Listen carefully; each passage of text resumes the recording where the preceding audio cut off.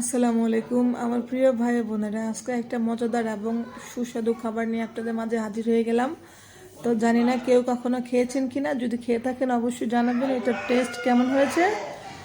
So আর বাসায় আপনারা try করবেন, এই কথাটা আমি সবসময় বলি, কারণ যে কোনো খাবার রান্না করলে শুধু দেখবেন তা কিন্তু না, বাসায় যদি না ট্রাই করেন তাহলে বুঝতে পারবেন না কোনটার স্বাদ কীরকম হয়। তো যাই হোক, আমি আজকে এই 3টা কই নিয়েছি, আর আপনারা এইটার কি নামে ডাকেন অবশ্যই বলবেন। তা আমরা কই বলি এটাকে। তা আমি এখানে 3টা কই নেওয়ার পর স্লাইস করা মেশিন দিয়ে এরকম করে স্লাইস করে নিব, দেখতেই পাচ্ছেন। তো এক এক করে আমি এখানে সবগুলাই কই স্লাইস করে নিয়েছি।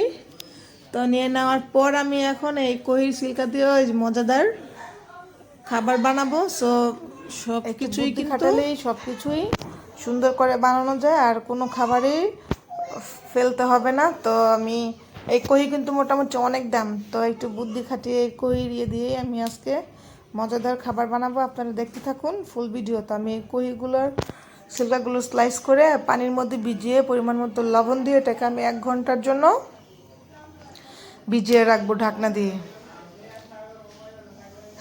তো আমি 1 ঘন্টা রাখার পর দেখতেই পাচ্ছেন এটা সুন্দর করে বটা দিলে মানে গোল হয়ে যায়। সো আমি এখন এই টুথপিকের সাহায্যেই কাজটা করব। মেন হচ্ছে টুথপিক ছাড়া কিন্তু হবে না। আপনাদের ঘরে যদি টুথপিক থাকে তাহলে এটা সুন্দর করে করে নিতে পারবেন, তা না হলে কিন্তু সমস্যা হবে। যাই হোক, আমি একটা টুথপিককে 2 ভাগ করে নিলাম। তো 2 ভাগ করে নেওয়ার পর আমি এখন এই যে সুন্দর করে আঙ্গুলের সাহায্যে এটাকে রাউন্ড করে নিচ্ছি, যাই বলেন বৃত্ত বা গোল। তো গোল করার পর আমি এই টুথপিক দিয়ে সুন্দর করে আটকিয়ে দিলাম, যাতে করে এটা না ছুটে যায় আর দেখতেও সুন্দর হয়। তো চাইলেও আপনারা বাসায় বানিয়ে ট্রাই করতে পারবেন, এটার টেস্ট কেমন হয়েছে সেটাও বুঝতে পারবেন। আমার বাচ্চা খেয়ে কিন্তু খুবই প্রশংসা করেছে আর বলেছে আম্মু আরও বানাও। তো ছিল না, তার কারণে আমি 3টে বানিয়েছি। তো আমি এক এক করে সবগুলাকে সুন্দর করে গোল শেপ দিয়ে নিয়েছি টুথপিকের সাহায্যে। দেখতেই পাচ্ছেন এখানে মোটামুটি অনেকগুলো হয়েছে। তো এগুলো ভাজার জন্য এখানে আমি ফার্স্টে নিয়ে নিয়েছি আটা, তারপরে দিয়ে দিলাম পরিমাণ মতো লবণ দিয়ে দেওয়ার পর আমি এখানে দিয়ে দিলাম একটু হলুদ গুঁড়ো, মরিচের গুঁড়া দিয়ে দেওয়ার পর এটাকে ভালো করে নেড়ে চেড়ে তারপর আবার দিয়ে দিলাম এখানে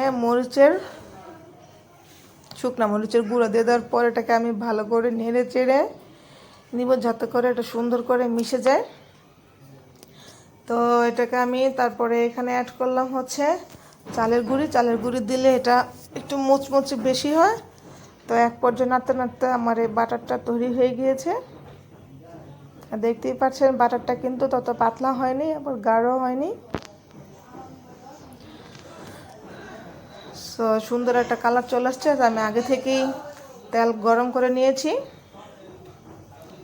তো তেল যখন এক পর্যায়ে ফুলফিল গরম হয়ে আসছে, তারপর আমি সেই কহির সিল্কাগুলোকে এক এক করে আমি এখন সবগুলো দিয়ে দিব। তো এক এক করে সবগুলো দিয়ে দেওয়ার পরে এটাকে আমি সুন্দর করে ভেজে নিব, যাতে করে একটা ভাজা হয়। আর যখন এক পর্যায়ে বাদামি কালার চলে আসবে তখন আমি এটাকে উঠিয়ে ফেলবো।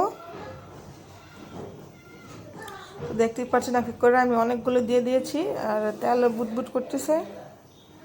যাই হোক, যখন একটা সুন্দর কালার চলে আসবে তারপরে আমি এটাকে উঠাবো। আপনারা চাইলে কিন্তু একটু কষ্ট করলে অনেক রকমেরই খাবার বাসায় বানিয়ে খেতে পারবেন। আর হচ্ছে বাসার খাবারই সবসময় ভালো লাগে। তা আমি বেশিরভাগই ট্রাই করি বাসায় খাবার বানানোর জন্য, বাইরের খাবার একটু কমই খাই। তো এক পর্যায়ে এটা সুন্দর একটা দেখেন ব্রাউন কালার চলে আসছে।